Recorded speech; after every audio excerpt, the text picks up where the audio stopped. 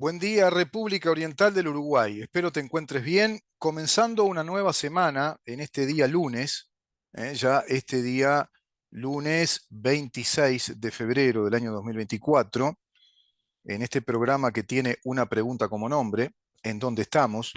Pero esa pregunta que se ha convertido en una visión general del país, y si vos querés, en una suerte de contexto de análisis evaluatorio de la estructura y el funcionamiento del Estado uruguayo. El Estado uruguayo se supone que es un Estado de derecho y se supone que un Estado de derecho es el soporte técnico, el soporte científico de una democracia representativa y de una república. Así lo manifiesta el artículo 82 de la Constitución de la República Oriental del Uruguay a texto expreso. Precisamente, vamos a ver si lo encuentro por acá, nos dice el artículo 82 que nosotros somos una nación, que la nación adopta para su gobierno la forma democrática republicana. La nación adopta para su gobierno la forma democrática republicana. Su soberanía será ejercida directamente por el cuerpo electoral en los casos de elección, iniciativa y referéndum, e indirectamente por los poderes representativos que establece esta Constitución, todo conforme a las reglas expresadas en la misma. Es decir, este artículo lo que manifiesta a texto expreso es que la República Oriental del Uruguay está organizada como una democracia representativa y republicana, somos una república democrática, y formula la estructura y el funcionamiento de sus poderes. Y evidentemente el soberano es el cuerpo electoral, quien puede ejercer esa democracia por vía directa a través del referéndum o del plebiscito, pero es a modo excepcional, dado que son instancias que se pueden utilizar tan solo una vez por cada periodo de gobierno. No podemos, los uruguayos, legislar, crear orden jurídico, crear Estado de Derecho por esta vía, sino que son vías excepcionales que la Constitución le confiere a toda la ciudadanía que integra el cuerpo electoral como una de las, digamos, variables o de los derechos que tenemos de autolegislarnos. Esto a su vez obedece a un principio rector de la soberanía de los estados, que es la autodeterminación. Pero esa autodeterminación popular, porque eso es democracias, proviene del griego demos, kratos, el gobierno del pueblo, que significa en estos procedimientos ya más técnicos y sofisticados de los estados nacionales modernos, esta organización de los poderes del Estado y que son poderes representativos. ¿Por qué representativos? Porque están limitados al poder o a la autoridad que la Constitución les confiere o les instruye y por ende representan esas limitaciones de sus poderes tanto por materia como también por jurisdicción, es decir, el ámbito en el cual pueden aplicar la autoridad, poder legislativo, el poder ejecutivo y el poder judicial. Y así las distintas instituciones o organismos que el Estado crea y que ha creado por intermedio de sucesivas reformas en la Constitución, todas ellas, prácticamente todas, de carácter constitucional. Si bien podemos analizar desde un punto de vista ya desde la teoría política, o si vos querés, desde la teoría política y también de modelos económicos, que muchas de esas reformas son inconvenientes, que han trazado un récord histórico de constitucionalismo hacia un Estado muy presente, intervencionista, donde hay un componente estatista muy fuerte. De todas maneras, hablamos de aspectos estructurales y funcionales que no desobedecen los principios de la Constitución, no desobedecen los principios rectores inspiradores de la Constitución de la República. A eso se le llama imperia iuris o el imperio jurídico, que es la fuente de validez jurídica de las normas, para que nuestro orden jurídico sea eso precisamente, un orden, una organicidad, un conjunto de elementos y componentes que están todos integrados a esos principios rectores que la Constitución formula. Dicho esto, venimos tratando el tema de un plebiscito planteado por el PICNT, un plebiscito que, digamos, apela a ese mecanismo de la democracia directa, que la Constitución ampara, pero a pesar de todo ello, este plebiscito, a mi criterio, es inconstitucional y es lesivo de la Constitución. Es decir, atenta contra la Constitución de la República, por varios motivos. Hay motivos de contenido, motivos sustanciales, de los cuales la Corte Electoral no se hace cargo. La Corte Electoral, como organismo de superintendencia en materia de derecho electoral, no se hace cargo de esto. Es el único órgano jurisdiccional que tenemos los uruguayos en lo que hace a toda la legalidad o legitimidad de un acto electoral. Dice la Constitución de la República en la sección 18 de la justicia electoral, es decir, le confiere la naturaleza jurisdiccional, judicial en materia electoral. En materia de justicia electoral, no solo en materia de administración electoral, no solo en materia de recursos económicos materiales a nivel electoral, no solo en materia de logística electoral, de distribución de mesas, de papeletas, de la estructura organizativa, que todo ello también lo tiene la Corte Electoral, es decir, es un órgano del Estado, un poder del Estado, que tiene muchísimas atribuciones concentradas, como prácticamente no existe en otros países. Uruguay es un caso muy especial en cuanto a que tenemos un organismo del Estado que concentra todos los poderes o todas las jurisdicciones posibles en lo que hace al derecho electoral.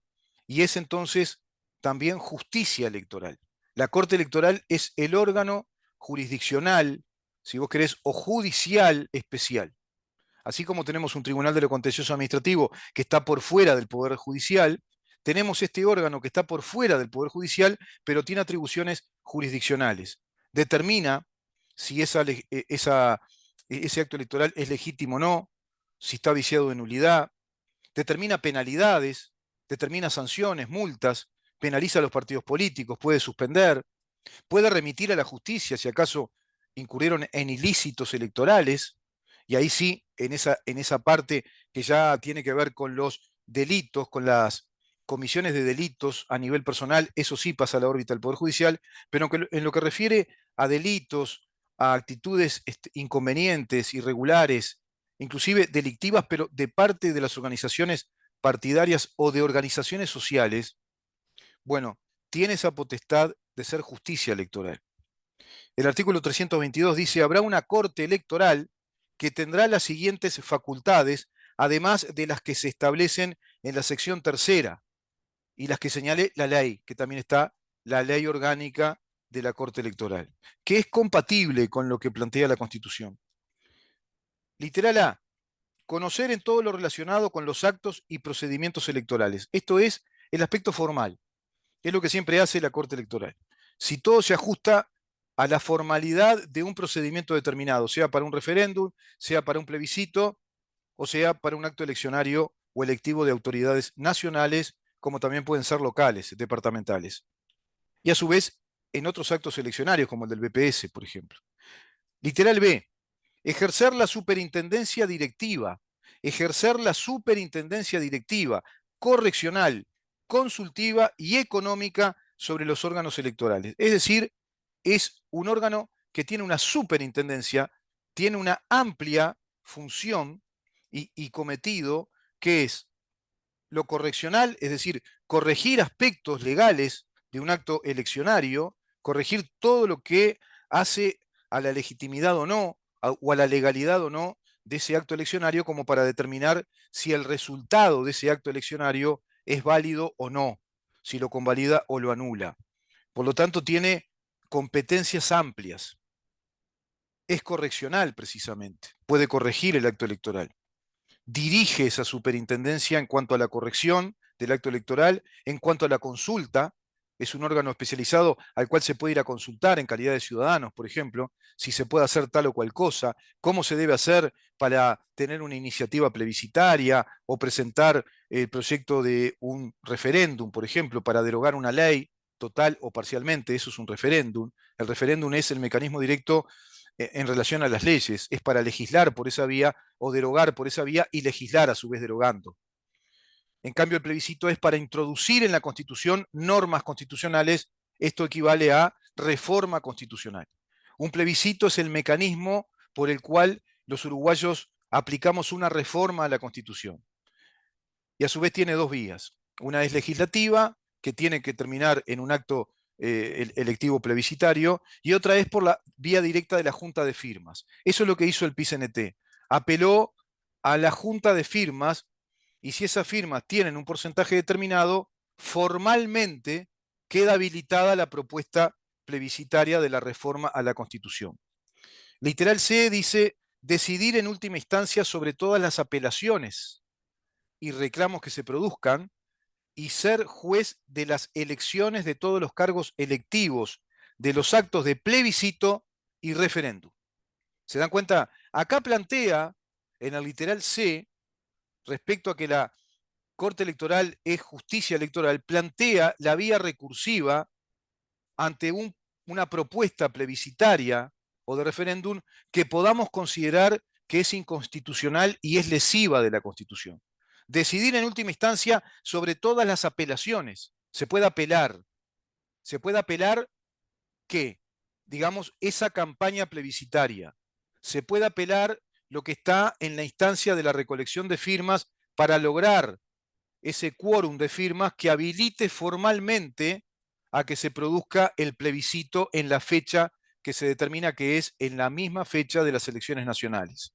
Es decir, nosotros, si esto prospera, vamos a tener que votar por las autoridades nacionales y también podemos decidir estos temas que se van a plebiscitar. Digo estos temas porque está este del PICNT, que es la prohibición, prácticamente la abolición de las empresas financieras privadas que trabajan en el mercado uruguayo hace más de 20 años con total prestigio y éxito. Me refiero a las AFAPs privadas, y a su vez eliminar esos ahorros, sacar esos ahorros de los ahorristas uruguayos, 1,5 millones de ahorristas que han capitalizado hasta la fecha más de 18.000 millones de dólares. El régimen general de los aportes desde el pilar individual del ahorro y la capitalización del ahorro, que está integrado a la ley de previsión social, y que en esta reforma de la ley de previsión social se establece un pilar individual de capitalización y ahorro de carácter opcional, pero una vez que se opta pasa a ser obligatorio,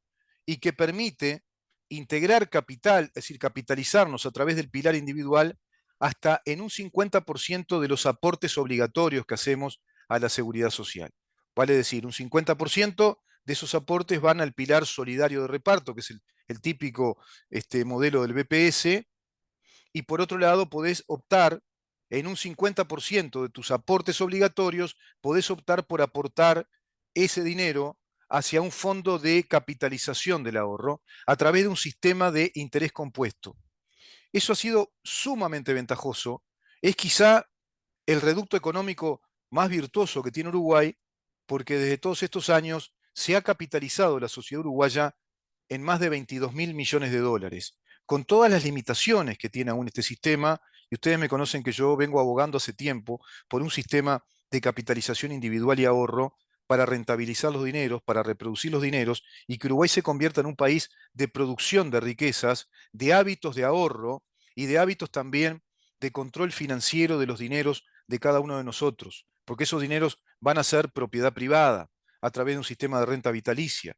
También podés optar por un sistema de seguro de vida, podés complementar esos ahorros. Tenés una infinidad de ventajas, y eso ya se reproduce, como ya se hizo, en empresas que invierten en Uruguay gracias a esos capitales que los ahorristas uruguayos van produciendo, van invirtiendo a través de sus aportes, y mediante la experticia, mediante el asesoramiento profesional de estas AFAPs que, bueno, colocan el dinero donde hay que colocarlo y lo abren en un abanico de distintos fondos de inversión, de distintos capitales, inclusive instalándose ese dinero en capitales uruguayos, en empresas uruguayas como shopping centers, como curtiembres, aserraderos, como la inversión también en los commodities de exportación, en la industria lanera, maderera, y a su vez se invierte también en la construcción, etcétera, en cualquier tipo de actividad económica, en una cadena de negocios, pero también se invierte en el exterior, en distintos fondos de reserva. Ese dinero se capitaliza progresivamente de modo precisamente exponencial, porque es interés compuesto. Eso es lo que quiere sacar por constitución el PCNT, engañando a la gente. Además, hay campañas realmente maliciosas, una vez más, diciéndole a la gente que no tiene muchos recursos culturales, intelectuales, que desde este gobierno, con este proyecto de las AFAP privadas, lo que procura es enriquecerlas enormemente y quitarles la jubilación. Tendrían que ir todos presos los que dicen eso.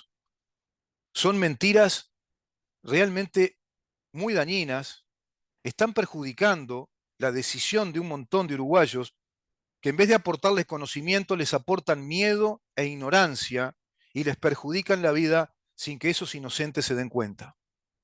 Entonces viene todo este parloteo paranoico, mentiroso, de un comunismo organizado a través del PCNT que pretende la perpetración de un atentado contra la Constitución de la República, porque contradice con total gravedad, gravedad letal, a los artículos principales que consagran el derecho de propiedad como un derecho inviolable.